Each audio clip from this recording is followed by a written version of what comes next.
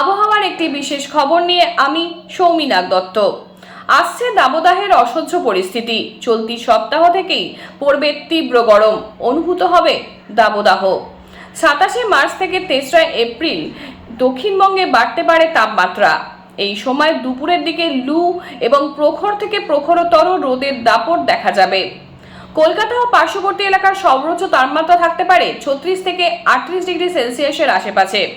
অপরদিকে পূর্ব ও পশ্চিম মেদিনীপুর, বাঁকুড়া, পুরুলিয়া, ঝাড়গ্রাম এই জেলাগুলিতে সর্বোচ্চ তাপমাত্রা থাকবে 38 থেকে 40 ডিগ্রি সেলসিয়াসের আশেপাশে। এই গরমে সাবধানে থাকবেন, প্রয়োজন না হলে বাড়ির বাইরে বেরোবেন না।